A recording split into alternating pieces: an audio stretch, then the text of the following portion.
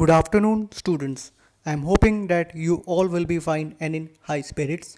Today, we will discuss an important concept of finance leverages.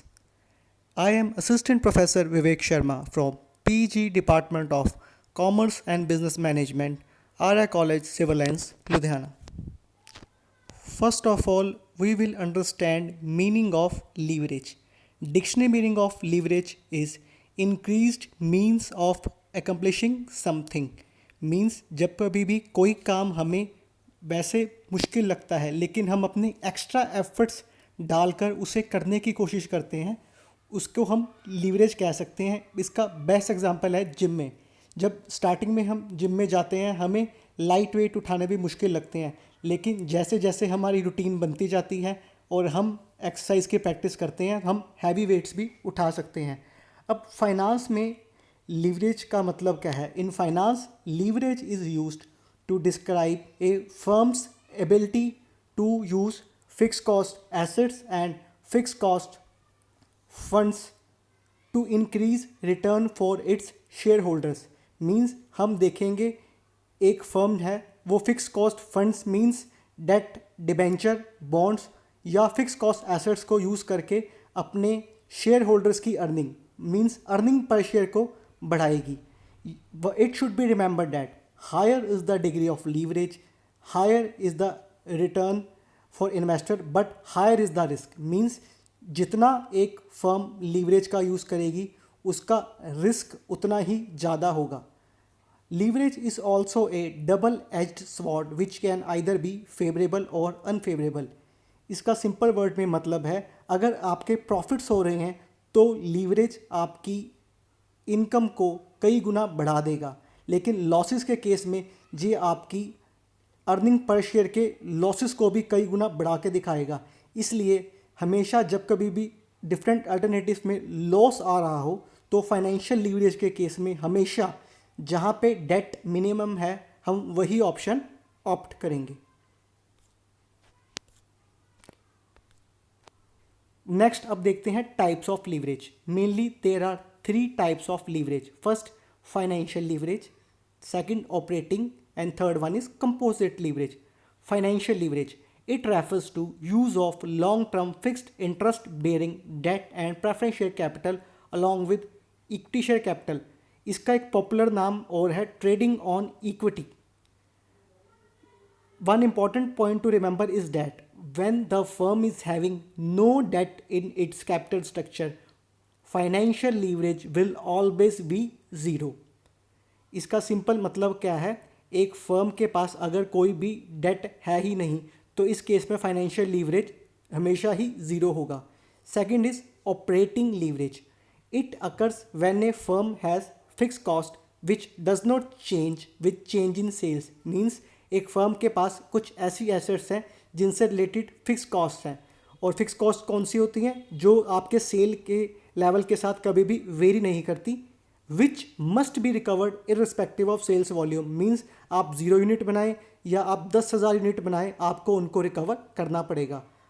When production and sales move above BEP, ये एक term है break even point. इसका मतलब होता है no profit no loss point.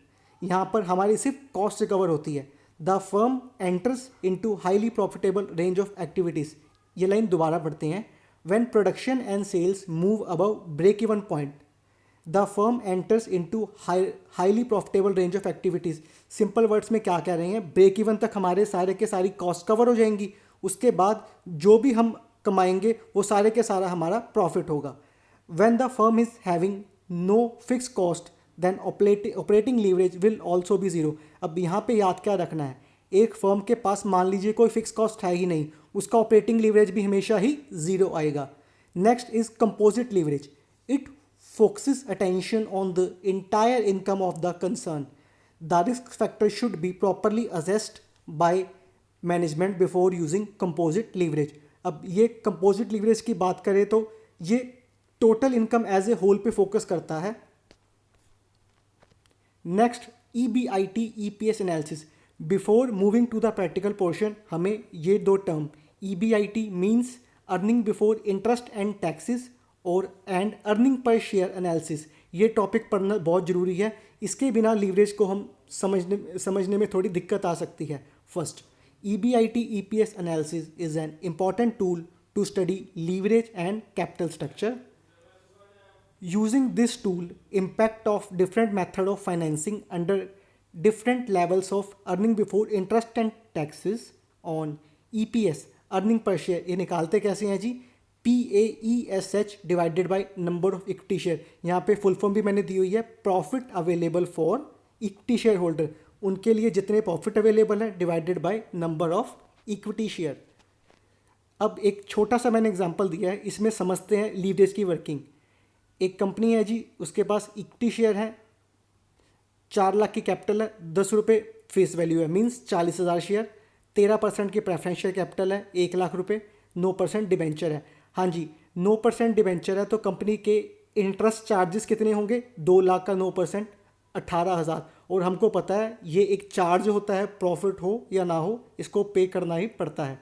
Company is in tax bracket 50%, जितना कमाएंगे 50% government का है। अब हम निकालेंगे जी अर्निंग पर शेयर। EBIT हमारे पास आ रही है जी 3,20,000 रुपये। Earning before interest and taxes कितनी आ रही है? 3,20,000। सबसे पहले तो जी हम इसमें से माइनस कर देंगे इंटरेस्ट, मैं ऊपर बता चुका हूँ, 2 लाख का 9% 18,000। उसके बाद टैक्सेस माइनस कर दिए हमने, 3,02,000 का 50% कितना बना? 1,51,000। एट लास्ट प्रेफरेंस डिविडेंड, ये एक एप्रोप्रिएशन होता है जी, 1 लाख का 13% 13,000। ये आ गई जी हमारी earning available for equity share holder 1,38,000। Number of shares हमें दिए हुए हैं, ये हमने निकाल दी अर्निंग पर शेयर 3.45। अब समझने वाली बात क्या है जी, जो इंटरेस्ट होता है वो एक टैक्स डिडक्टेबल एक्सपेंस है, इनकम टैक्स में डिडक्शन अलाउड है, लेकिन प्रेफरेंस डिविडेंड एक एप्रोप्रिएशन है, उसकी डिडक्शन इनकम टैक्स में नहीं मिलती। नेक्स्ट अब हम देखेंगे जी फॉर्मूला। सबसे पहले फाइनेंशियल लीवरेज, इसका 2 फॉर्मूले हैं जी। सबसे पहले एक तो है जी percentage change in earning per share upon percentage change in EBIT, and second formula earning before interest and taxes divided by EBIT minus interest. Simply हम earning before interest and taxes को रिकवर करेंगे कैसे? Divide करके EBT। Second operating leverage.